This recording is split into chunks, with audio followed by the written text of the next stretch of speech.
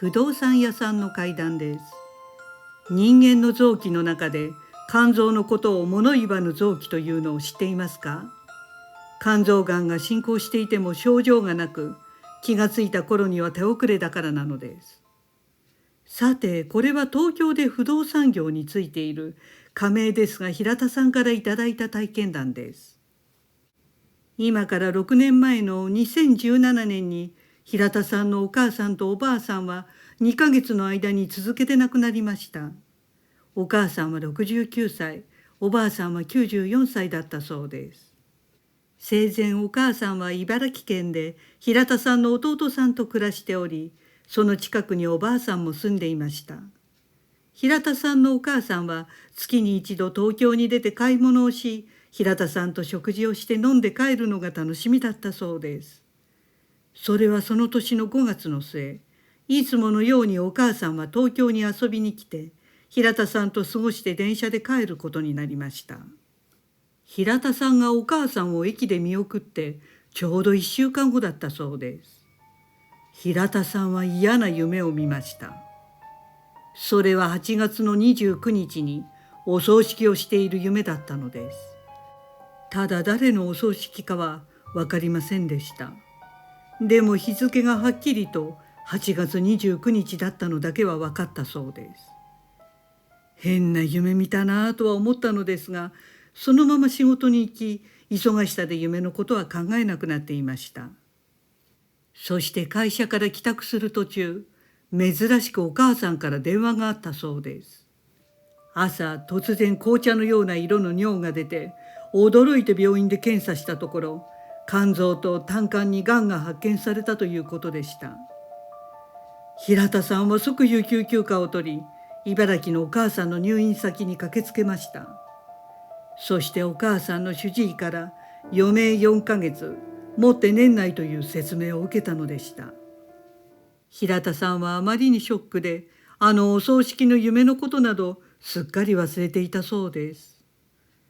それからです。平田さんは毎週日曜日に東京からお母さんのお見舞いに行き、なるべく会う回数を増やすようにしました。抗がん剤治療の壮絶な戦いが始まり、平田さんはお母さんの苦しそうな姿を見ていられなかったそうです。でも不思議にもお母さんは痛いとは言いませんでした。8月20日に主治医からお母さんの一時帰宅を勧められましたが、平田さんも弟さんも仕事を休むことができず、お母さんの帰宅は叶いませんでした。そして8月24日、主治医からお母さんの病室が変更になったという知らせを受け、平田さんはなぜかいよいよだなと覚悟したそうです。平田さんはその日は平日でしたが、仕事後わずかな時間でも会っておかなくてはと思い、面会時間のギリギリの夜7時に病院に着きました。緩和病棟に移されたお母さんのベッドは、今までは窓際でしたが、廊下寄りに設置されていたそうです。お母さんはその時は静かに寝ていました。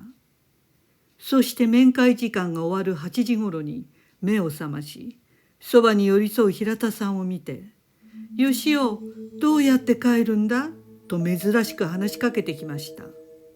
平田さんは駅まで弟に車で送ってもらい、電車で帰るよと返事をしましたが、それには返答があったかは分かりませんでした。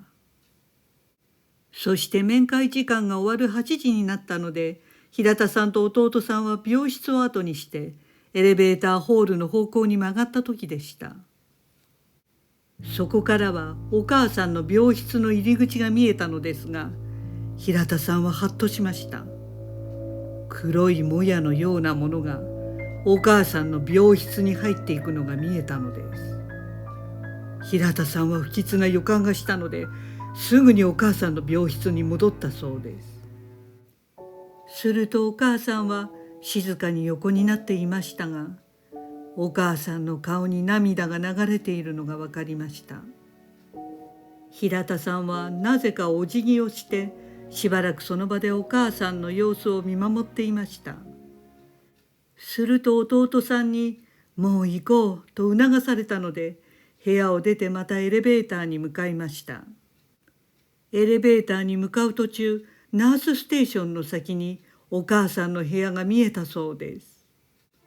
すると平田さんはおやっと思いました。なぜなのか、お母さんの病室の前に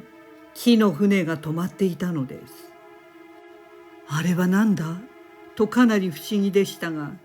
でもストレッチャーか何かを疲れているので見間違えているのだろうと思いました。そして東京に戻った次の日、8月25日の夜、なぜか平田さんはなかなか眠れず、日付が変わった26日の深夜2時、病院からお母さんが息を引き取ったという知らせを受けました。そしてお葬式は8月29日に執り行われました。夢に見た日の8月29日でした。ところで、実はお葬式の準備をしている最中に、平田さんはまた夢を見ていたそうです。それは10月28日にお葬式をする夢でした。